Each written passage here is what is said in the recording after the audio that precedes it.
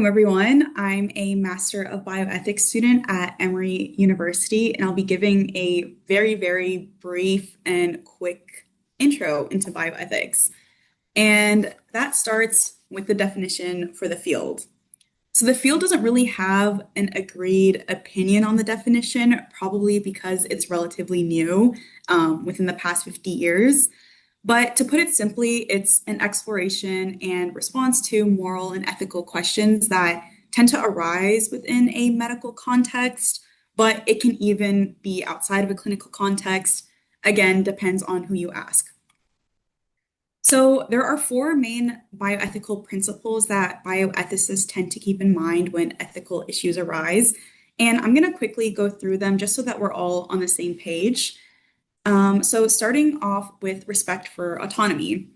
So respect for autonomy focuses on respecting the patient's autonomy, so implying that the patient has the capacity to act intentionally with understanding and without controlling influences that would mitigate against a free and voluntary act.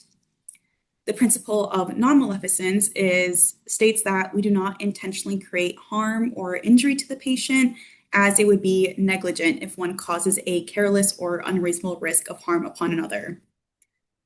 The third principle is the principle of beneficence.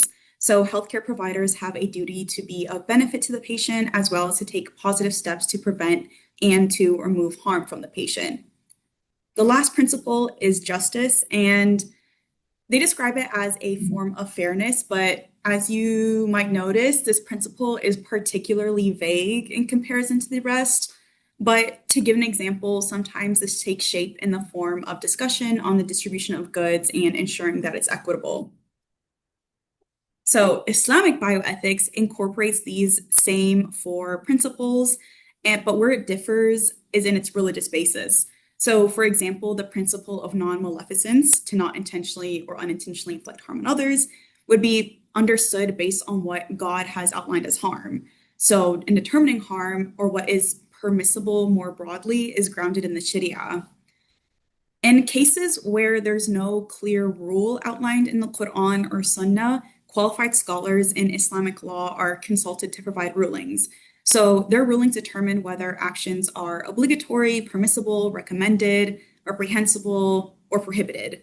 And one of the frameworks Islamic jurists will use is Maqasid al-Sharia, which is the objectives of Islamic Sharia.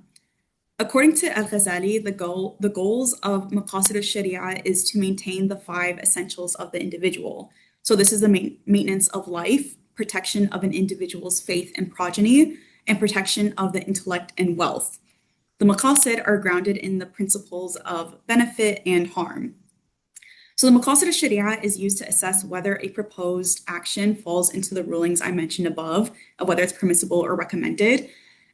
So for example, a bioethical issue will be examined to determine its potential benefits and harm on all five essentials of the individual.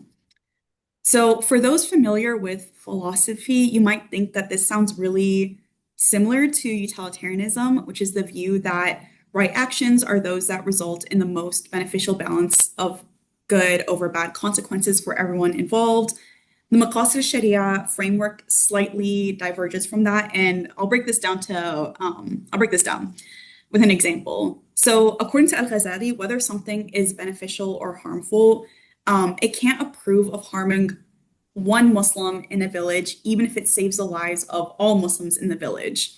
This is because Al-Ghazali focuses on the benefit of all people in the community, where the overall benefit would not be just restricted to the majority, but rather it would have to be all the Muslim community at large.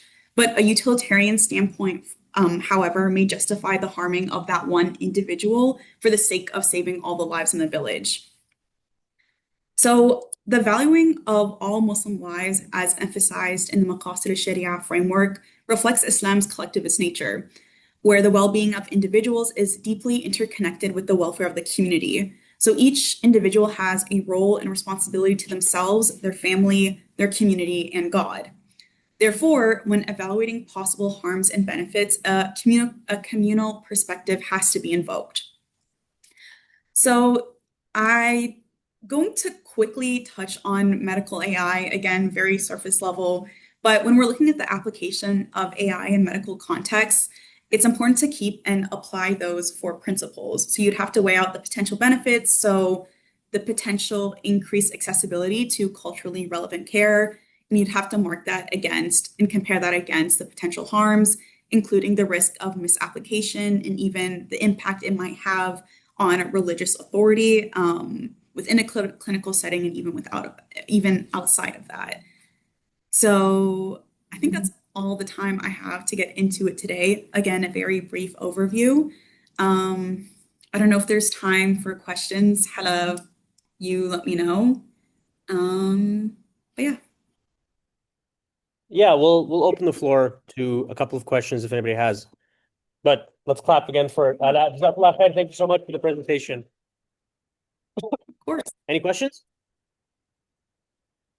What do you got? How would you, or is there a framework in which you evaluate how good something is collectively? Like since I guess in the example you mentioned that you can't sacrifice one person to save the lives of everyone. Like how do you define the collective or the communal good, or what's best for the community at large? Yeah, that's a really good question. And again, it kind of depends on which scholar that you ask. Again, Maqasid al-Sharia is only one framework that Islamic bioethicists use. So the other Islamic bioethicists could have other approaches to that, and they might say that you could technically, depending on the circumstances, sacrifice that one individual for the communal good. But it within Al-Ghazali's framework, how you would try to measure that good would go back to those five principles. So the protection of life, intellect, and wealth, and try to quantify that in some type of way. But how that would be quantified would again be up to discussion. Thank you. Thank you, Saad, for that question. Any other questions? Okay, then let's thank Alaa again for her time and for her great presentation. Inshallah, we'll see more great things from her soon.